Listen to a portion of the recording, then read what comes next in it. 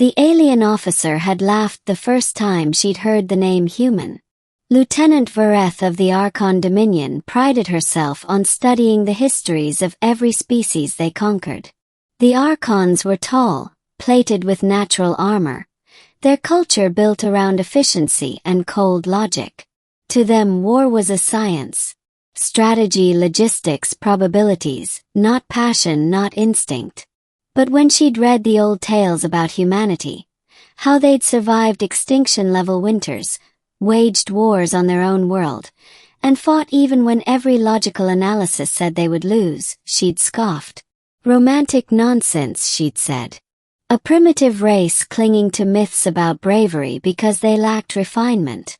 So when her fleet was assigned to assist in the pacification of the frontier world Tau Cygni IV, she didn't think much of the reports. Resistance pockets led by humans, the file read.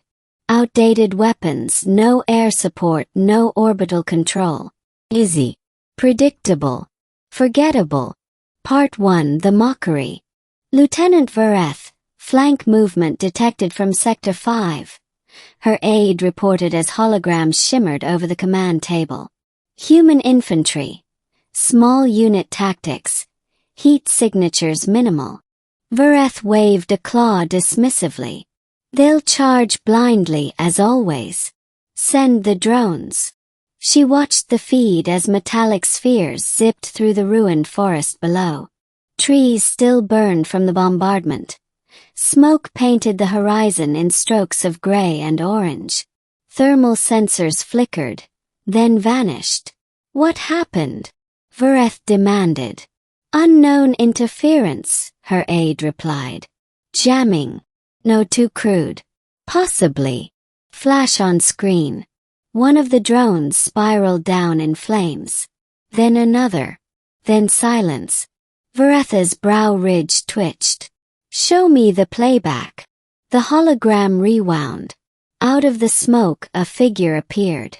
Bipedal. Small compared to the armored Arkans. Covered in grime and blood. He moved with an economy of motion that made even the AI hesitate to track him. A shimmer of muzzle flash. Then the drone fell. A single soldier. Outnumbered. Yet winning. Vur'eth snorted. A lucky shot. Nothing more. But something about the way the human moved, deliberate, precise, fearless, stuck in her mind. Part 2, The Last Outpost. They found him 2 days later. The Arkan forces had cornered the last human outpost, a mining settlement turned fortress. It was little more than twisted steel and scorched earth. The Dominion had encircled it with tanks, artillery, and orbital overwatch. Victory was inevitable.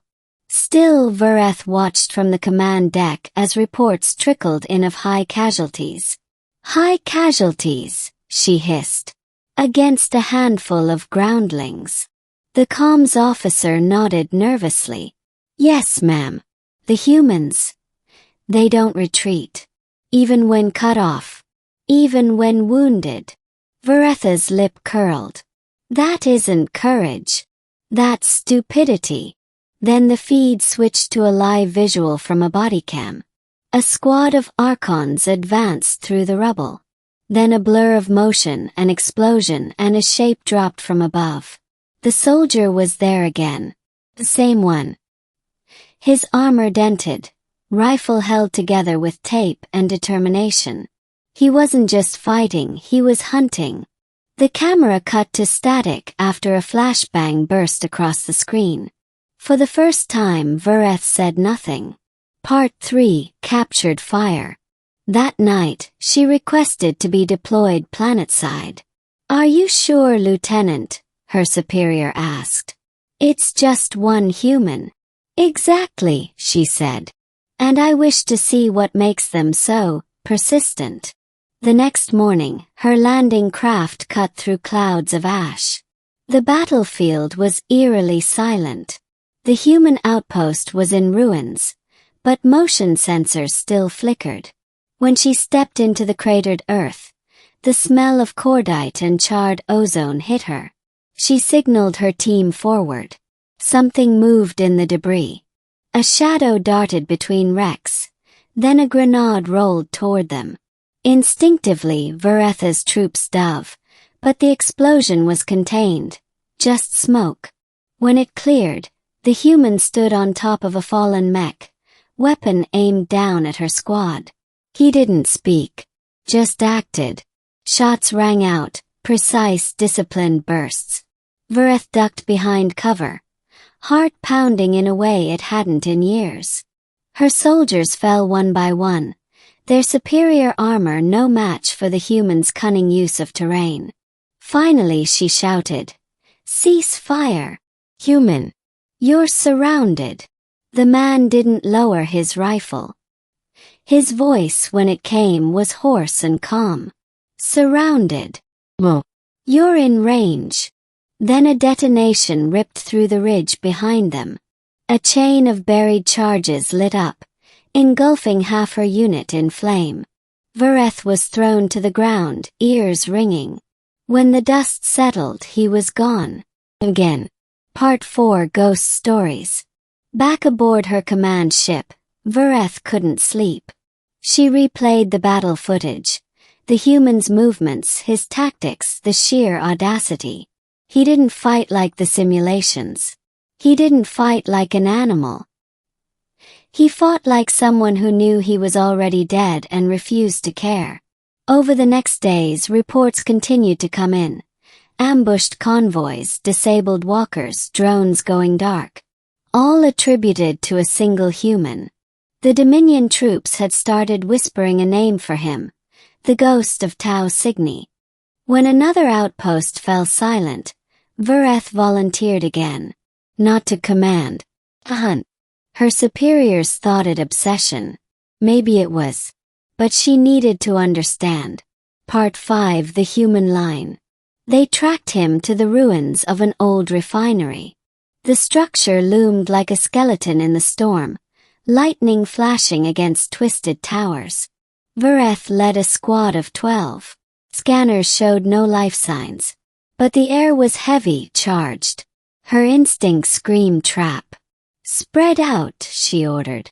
"Thermals active."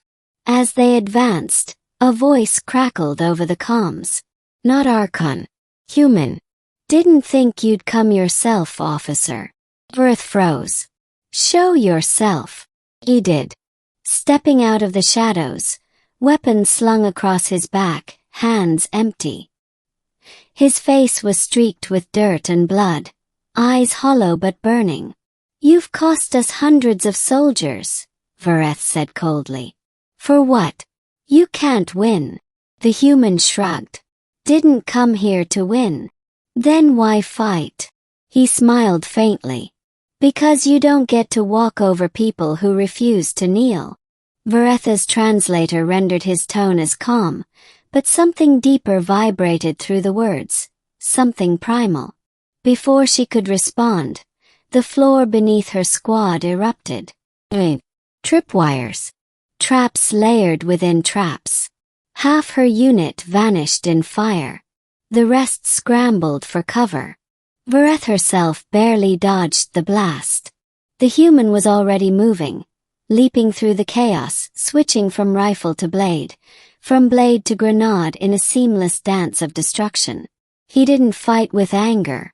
He fought with purpose. Vur'eth tried to draw her sidearm, but he was faster. In seconds he was upon her, blade at her throat. She stared up into those strange, emotion-filled eyes. Not hatred, not cruelty, just quiet resolve. "Kill me," she said. He hesitated. "You're not worth the bullet." And then he was gone, fading into smoke and rain. Part 6 Aftermath. When the Dominion finally declared Tau Cygni IV secured, the humans were officially listed as extinct on that world. But Vur'eth knew better. She had seen the ghost herself, had felt the heat of his fury and the cold discipline in his movements. Months later, she submitted her resignation from the military. Her superiors didn't understand why. Neither did her peers. But she couldn't serve in a war machine that dismissed humanity as insignificant.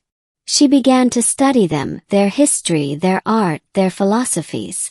The more she learned, the more she understood why the legends spoke of humans not as conquerors, but as survivors, creatures who endured even when endurance made no sense. Part 7: The Reunion. Years passed. Peace, fragile and uneasy, stretched between the Dominion and the surviving human colonies. Vur'eth had become a diplomat now, working on the outer rim, far from the front lines. One day, during a negotiation with a small human outpost, she caught sight of a man entering the chamber. Guard, limping, but unmistakable. The ghost. He froze when he saw her. For a long moment neither spoke. Finally she said, "You survived." He smirked. "We usually do. Your people rebuilt," she said. "After everything." He looked past her, at the stars beyond the viewport. "You thought we'd stop just because we lost a planet." Vur'eth felt something like shame twist inside her. "I mocked your legends once," she admitted. "I thought they were stories to comfort a dying species." "And now?" he asked. She met his gaze. "Now I know they were warnings. For the rest of us." He studied her, then extended a hand. "Guess you learned the hard way." She hesitated, then clasped his hand, feeling the roughness of his palm, the warmth beneath the scars. "Maybe," she said softly. "But I'm glad I did." Part 8: The Lesson of Fire. Years later, Vur'eth would tell the story to cadets studying xenocultural warfare. She would show them the footage, the smoke, the fire, the lone soldier standing against an empire, and she would tell them what she learned on Tau Cygni IV. "Never underestimate a species that writes songs about its own tragedies," she'd say. "Never mock those who remember their dead by name." Because humans, she'd learned, were not the strongest, not the fastest, not the most advanced, but they were the ones who kept fighting after the battle was lost. And that, more than technology or tactics, made them dangerous, made them legend. Part 9: The Echo. Decades later, long after both the Dominion and human colonies joined the Galactic Concord, a new generation of cadets studied the Battle of Tau Cygni IV as part of their ethics and command curriculum. They called it the Lesson of the Ghost. No one ever confirmed his identity. No body was recovered. No name found. But among the old Dominion veterans, there remained a saying, whispered whenever the odds turned grim. "Fight like the humans watching." And somewhere in the ruins of Tau Cygni IV, a monument stood. A single steel plate, scorched and unmarked, save for an inscription carved in both languages. He fought not to win, but so that others would remember how.